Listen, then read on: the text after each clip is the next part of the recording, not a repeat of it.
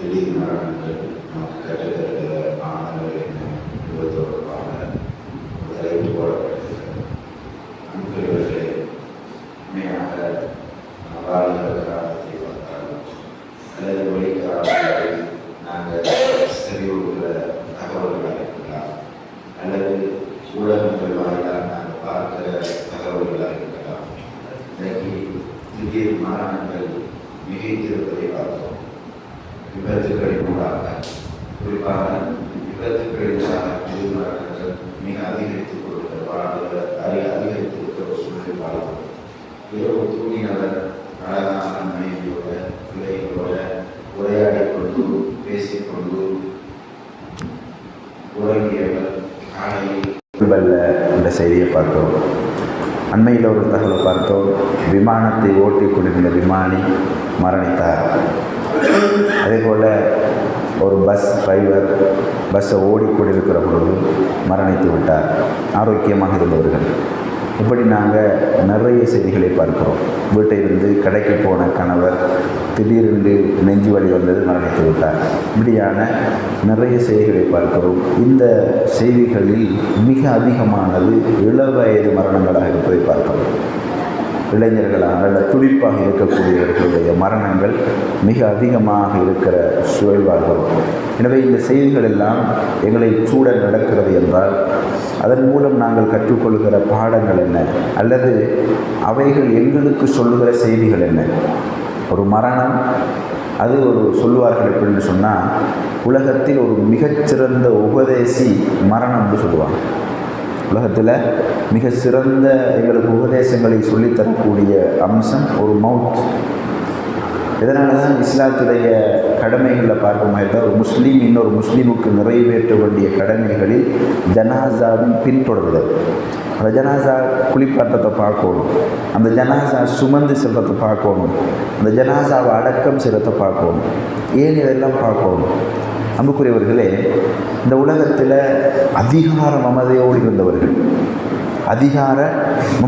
இருந்தவர்கள், செல்வச் செழிப்பில் தன்னை மறந்து வாழ்ந்த எத்தனையோ மனிதர்கள்.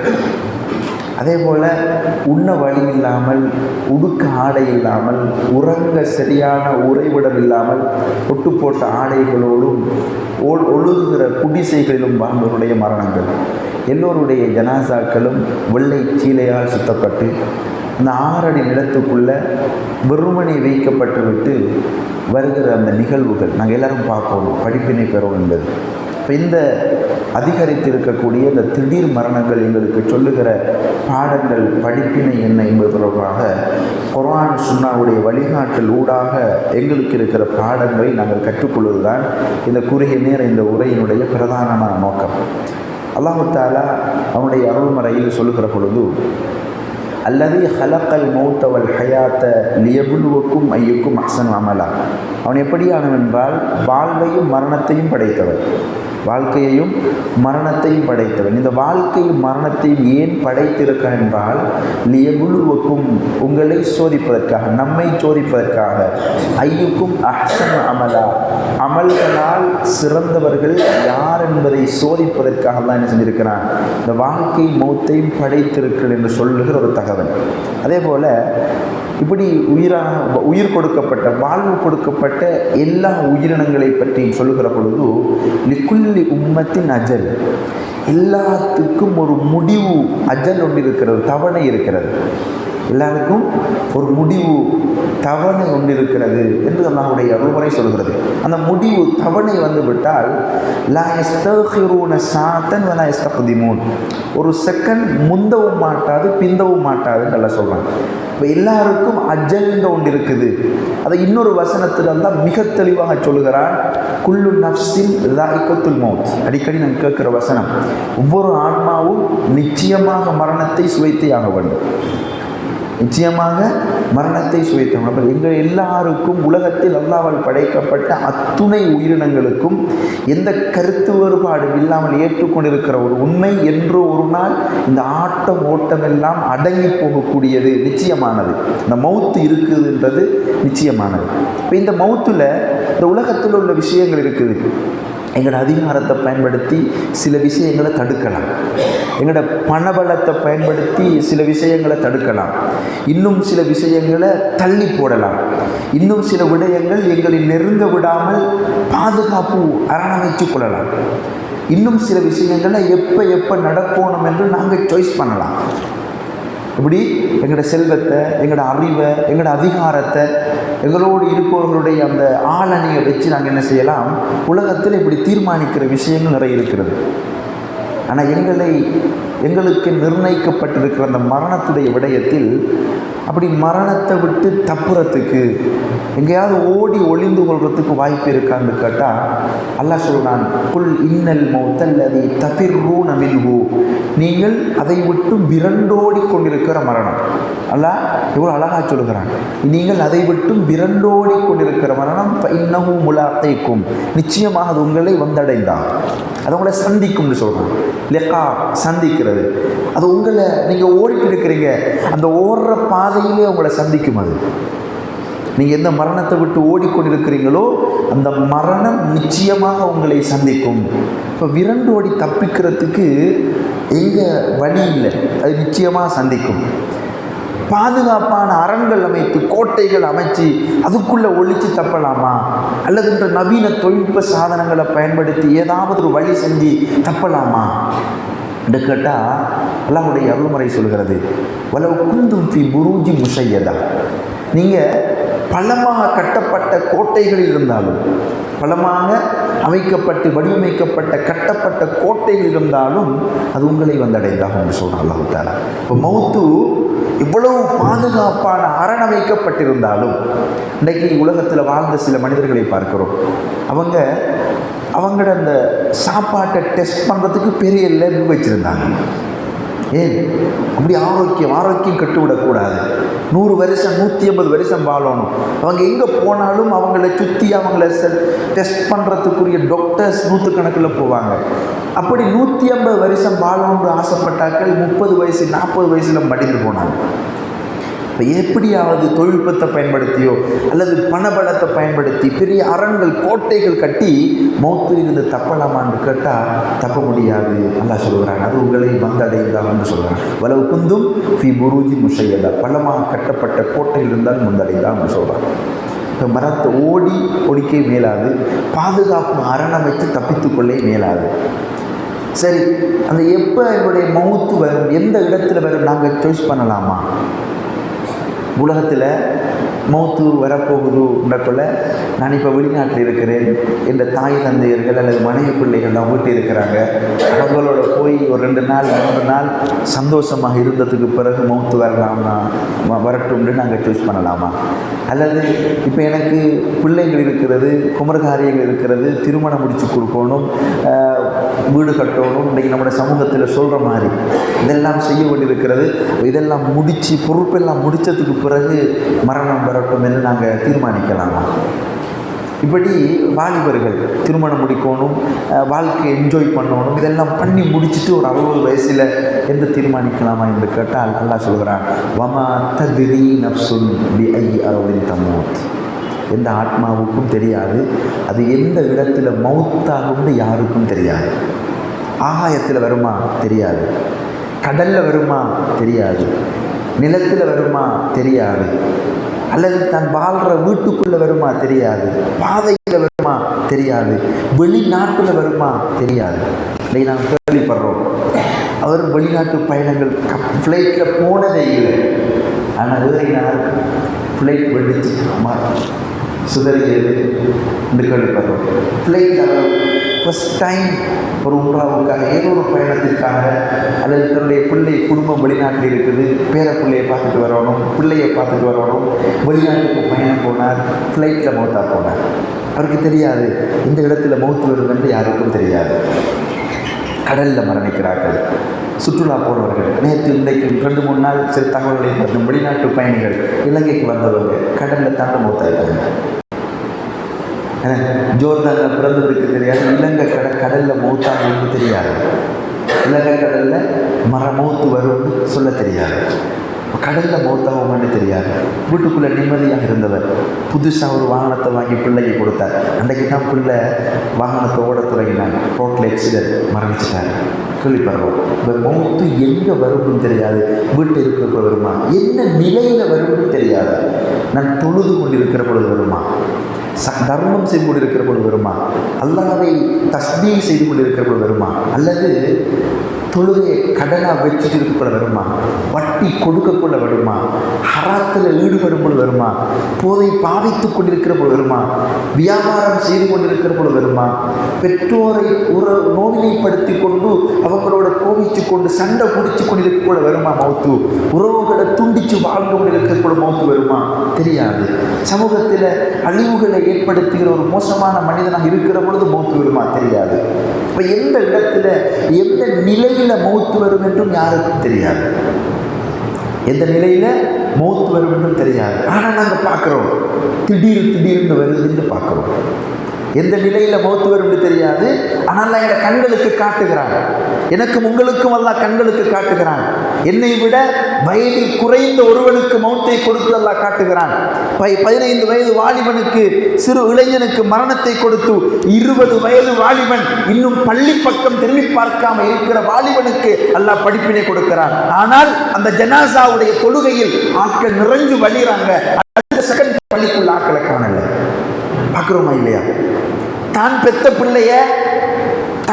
பிள்ளைய கவனிட்டு தோளில் சுமந்து அடக்கம் செய்கிற நிகழ்வு தந்தைக்கு ஏற்படுகிறது. ஆனால் தந்தை பிள்ளையுடைய மரணத்திலும் படிப்பினை பெறல. வீட்டுக்குள்ள இருக்கிற தாய் தன்னுடைய பிள்ளையுடைய மரணத்திலும் படிப்பினை பெறல. நம்முடைய ஊருக்குள்ள நடக்குது. பாதையால் நடந்து போய் கொண்டிருந்தவர், பாதையால் நடந்து போய் எந்த வருத்தமும் இல்லை, திடீர்னு மரணிச்சிட்டாரு. பார்க்கிறோம். ஆனா பாவத்தை நோக்கி பயணிக்கக்கூடிய நமக்கு சிந்தனை வருதில்லை. இப்படி போகும் பொழுது பாவத்தை நோக்கி போறேனே, ஒரு பிழையான சிந்தனையோடு போறேனே, அவருக்கு வந்த மாதிரி அல்லாஹ் படிப்பினை காட்டியிருக்கிறான். இந்த பயணத்தை நிறுத்திக் கொள்வோம் என்று உணர்வு யாருக்கும் வரல.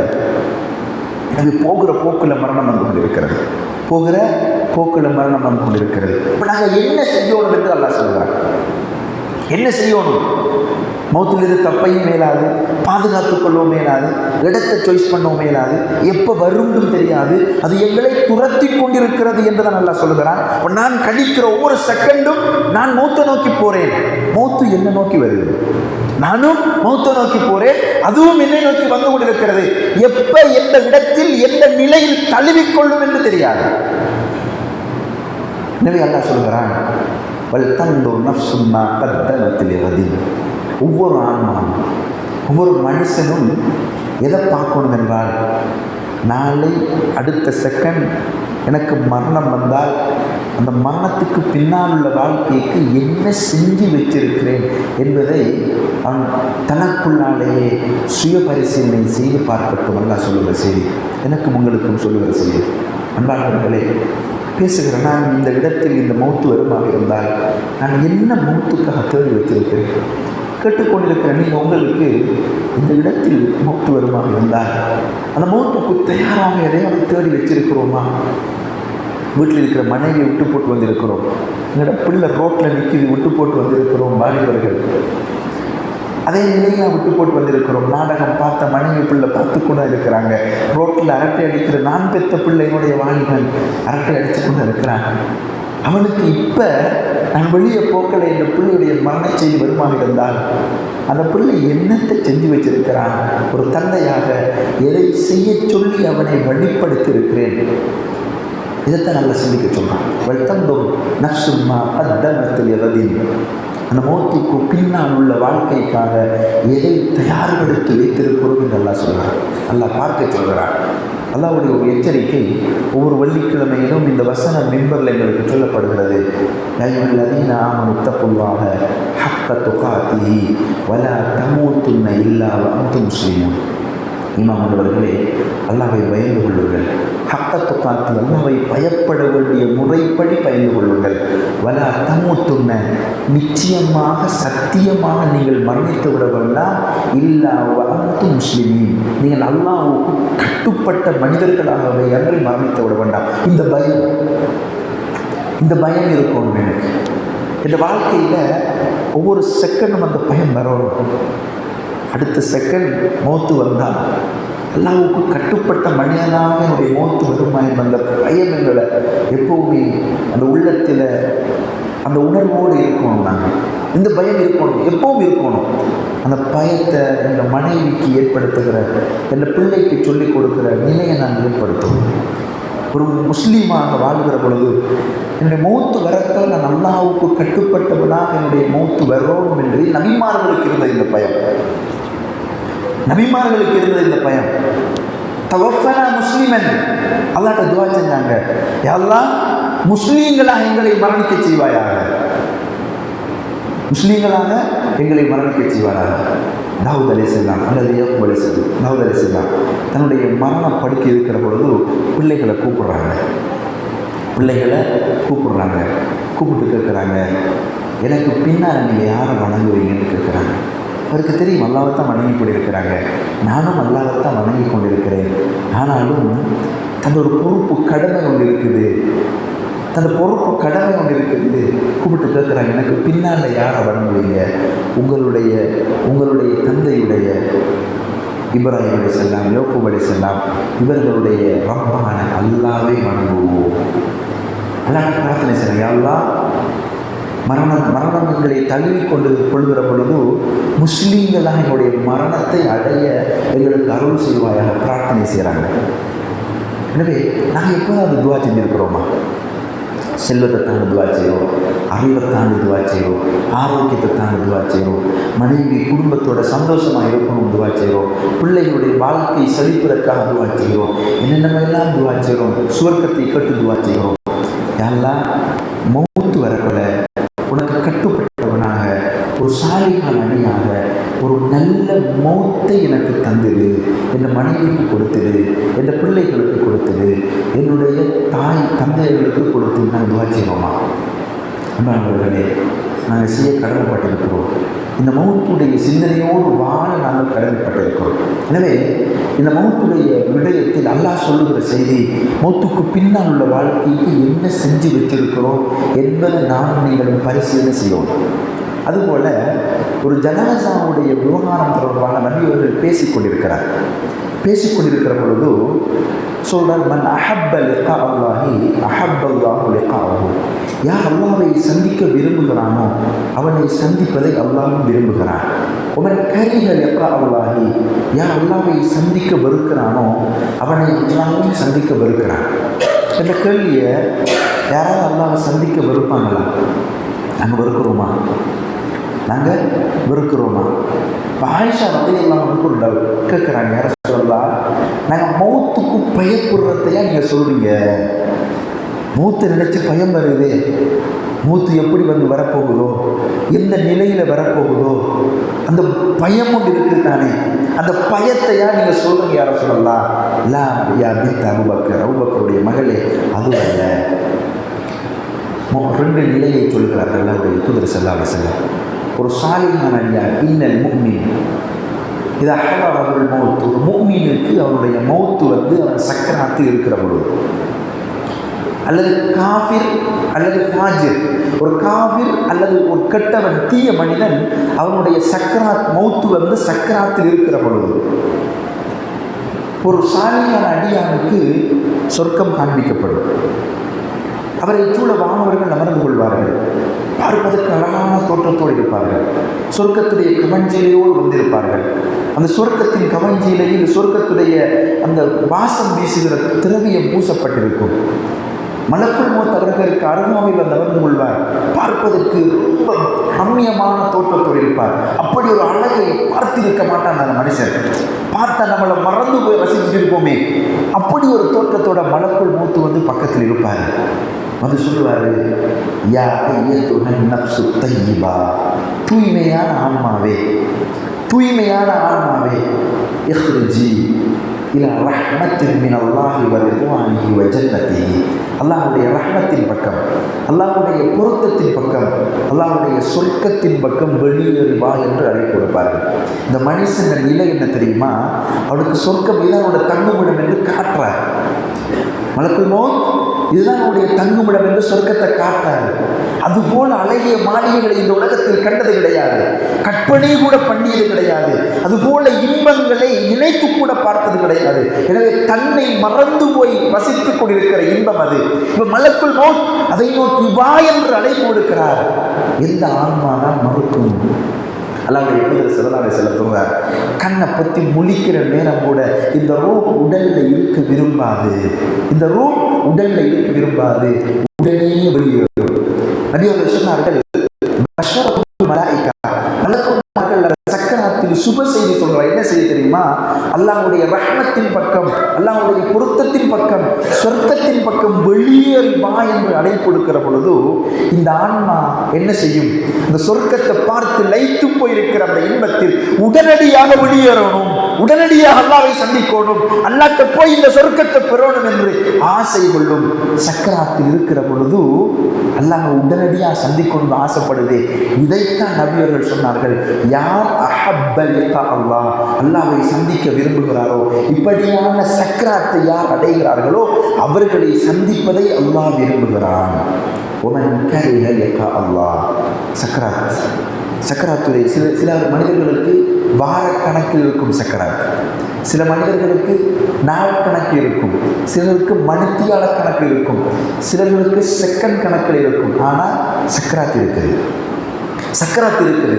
அல்லாஹ்வுடைய தூதர் ஸல்லல்லாஹு அலைஹி வஸல்லம் மரணத்துடைய அந்த படுக்கையை படுத்திருக்கிறார்கள், நோய்வாய்ப்பட்டு கிடக்கிறார். நபியுடைய கடைசி 3 நாட்கள் நாங்கள் கட்டாயம் பார்க்க வேண்டிய ஒரு தனியான தலைப்பாக பேச வேண்டிய அம்சம், அடிக்கடி பேச வேண்டிய ஒரு விஷயம்.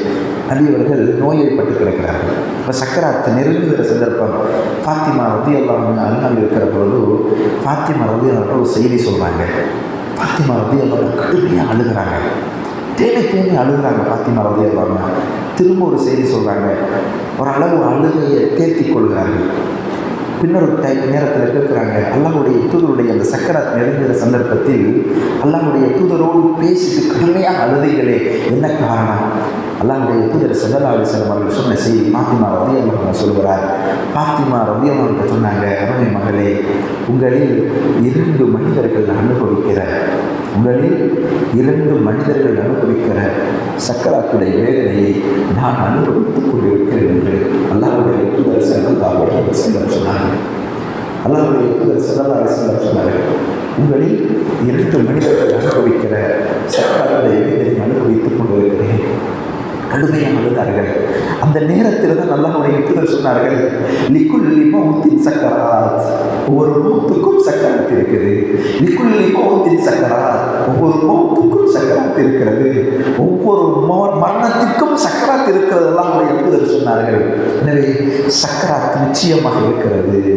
அன்பானவர்களே, இந்த சக்கராத்துடைய நேரத்தில், இந்த சக்கராத்துடைய நேரத்தில் உங்களுடைய குடும்ப உறவுகள், மனைவி, பிள்ளைகள், சகோதரர்கள், பெற்றோர்கள் சுற்றி இருப்பாங்க, அழுவாங்க, கண்ணீர் வடிப்பாங்க, கவலைப்படுவாங்க, அவர்களை மறந்து போய் எங்களுக்காக துவா செஞ்சு கொண்டிருப்பாங்க. ஆனால் அல்லாஹ் பாதுகாக்கணும், ஒரு மோசமான மனுஷனாக வாழ்ந்தார், ஹராத்தில் வளர்ந்த உடம்பாக இருந்தார், வட்டியில் திளைத்த வாழ்க்கையாக இருந்தார், போதை பயன்படுத்துவதில் வியாபாரம் செய்யும் கழித்த வாழ்க்கையாக இருந்தார், தொழுகை இல்லை, நோன்பு இல்லை, ஜகாத் இல்லை, கடமையாக இருந்தும் ஹஜ் இல்லை, இப்படி வாழ்ந்த ஒரு மனிதனாக இருந்தார். பெரும் பாவங்கள், அல்லாஹ்வுக்கு நினைவதற்கு அடுத்தபடியாக உள்ள பாவம், பெற்றோர்களை நோயினைப்படுத்திக் கொண்டு, பெற்றோரான உறவை துண்டித்துக் கொண்டு வாழ்ந்தவராக இருந்தார். நாளை மறுமையில் தப்பிக்க முடியாத குற்றம், உறவுகளை துண்டித்து வாழ்ந்து கொண்டிருந்தார். இப்படி ஒரு பாவியாக அல்லாஹ்வுடைய கட்டளைகளுக்கு மாறு செய்து கொண்டு, நேரங்களை வீணடித்துக் கொண்டு, அல்லாஹ் எனக்கு தந்த ஆரோக்கியத்தை பாவமான வழிகளில் பயன்படுத்திக் கொண்டு, அல்லாஹ் தந்த அறிவை பாவத்திற்காக பயன்படுத்திக் கொண்டு, அல்லாஹ் தந்த அதிகாரத்தை வைத்து அநியாயங்கள் செய்து கொண்டு, அல்லாஹ் தந்த பலத்தை வைத்து அதிகாரத்தை வைத்து அக்கிரமங்கள் செய்து கொண்டு, அல்லாஹ் தந்த எல்லா அருள்களையும் பயன்படுத்தி அல்லாஹ்வுக்கு மாற்றமாக வாழ்ந்து கொண்டு, இந்த பூமியில் அநியாயங்கள் செய்து கொண்டு அல்லாஹ்வை மறந்து கொண்டு வாழ்ந்த மனிதனாக இருந்தால் அவனுடைய சக்கராத் வருகிற பொழுது அவனை சூழ வாழ்வர்கள் நடந்து கொள்வார்கள். பார்ப்பதற்கு பயங்கரமாக இருக்கும், பார்ப்பதற்கு பயங்கரமாக இருக்கும். இவன் பதட்டப்பட ஆரம்பிப்பான். ஒரு காவிர் அல்லது ஒரு ஃபாஜிர், ஒரு தீயவன், அல்லாஹ்வுக்கு மாறு செய்து வாழ்ந்த மனிதன், பதட்டம் அதிகரிக்கும், குடும்ப உறவுகள் உறவுகள் இருப்பாங்க. தம்பி சகோதரன் கையை பிடிச்சிட்டு இருப்பாரு, மனைவி தலைமாட்டில் இருப்பா, உம்மா வாப்பா நான் பெத்த பிள்ளைகள் எங்களுக்கு அருகில் இருப்பாங்க. பாப்பா கவலைப்படாதீங்க, எங்களை தொடச்சி கொண்டிருப்பாங்க, வேருக்கு விட மாட்டாங்க, எல்லாம் எங்களை சுற்றி செய்து கொண்டிருப்பார்கள். ஆனால் எனக்கு மட்டுமே தெரிகிற ஒரு காட்சி, மரணத்தின் மடியில் இருக்கிற நான் மட்டுமே பார்க்கிற ஒரு காட்சி.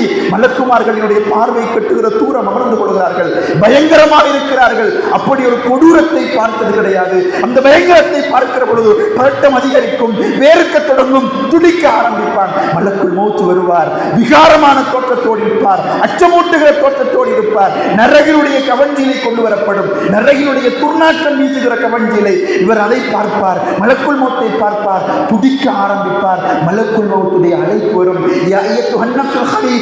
கெட்ட ஆன்மாவே, மோசமான ஆன்மாவே, பாவியான ஆன்மாவே,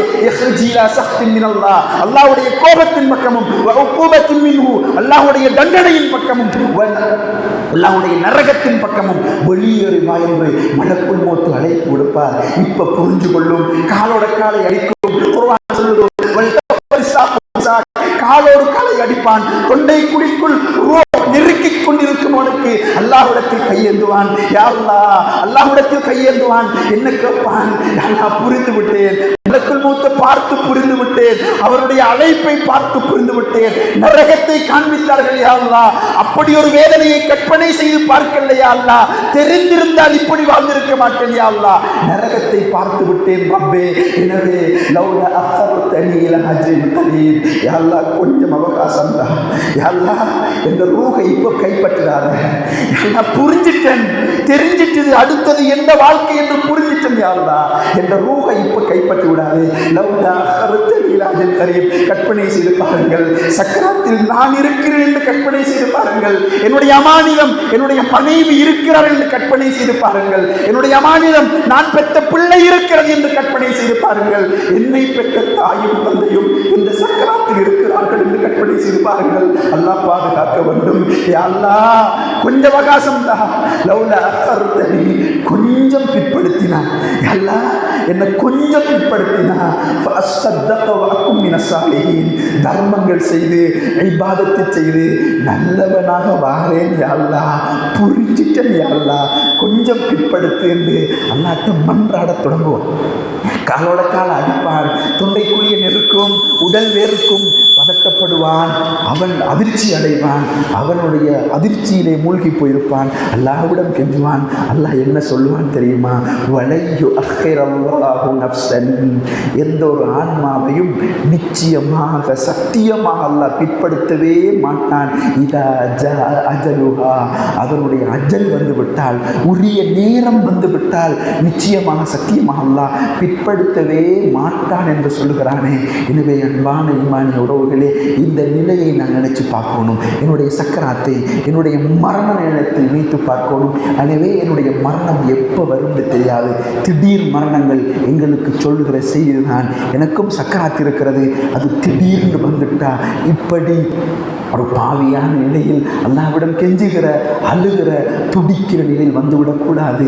மகிழ்ச்சியாக சுவர்க்க இன்பங்களை பார்த்து லைத்து போய் மலக்குள் மௌத் அல்லாஹ்வுடைய பொருத்தத்தின் பக்கம், அல்லாஹ்வுடைய சொர்க்கத்தின் பக்கம் வெளியேறுவா என்று அழைப்பு கொடுக்கிற பொழுது கண் சிமிட்டுகிற நேரத்துக்குள் உடலை விட்டு வெளியேறி மலக்குள் மௌத் சொர்க்கத்துடைய கவஞ்சிலையால் சுத்தப்பட்டு வானலோகத்துக்கு அழைத்து செல்லப்படுகிற ரூகளாக எங்களுடைய ரூகள் இருக்க வேண்டும். அல்லாஹ்விடம் அழைத்து செல்லப்படும், வானத்துடைய கதவுகள் அவருக்காக திறக்கப்படும், அல்லாஹ்விடம் கொண்டு செல்லப்படும். அல்லாஹ் சொல்லுவான், சொர்க்கவாசிகளை பதிவு செய்கிற வீட்டிலே பதிவு செய்கிறேன் என்பான்.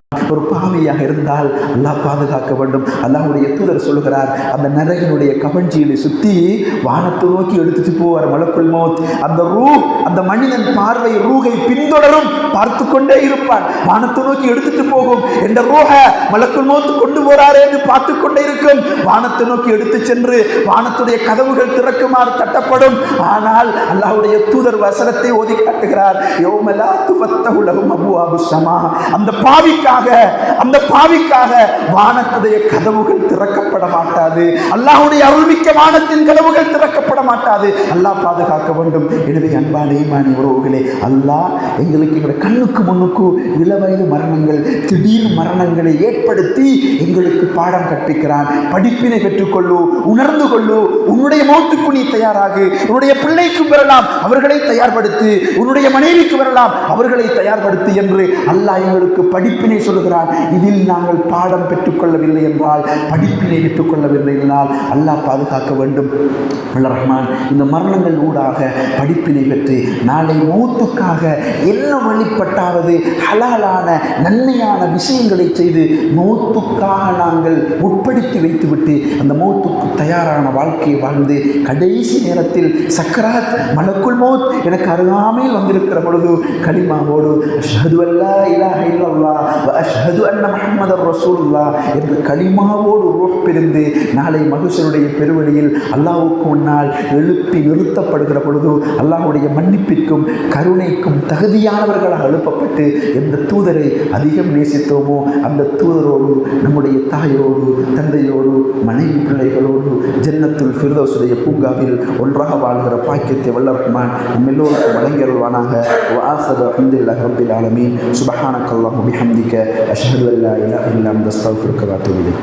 அஸ்ஸலாமு அலைக்கும் வரஹ்மத்துல்லாஹி.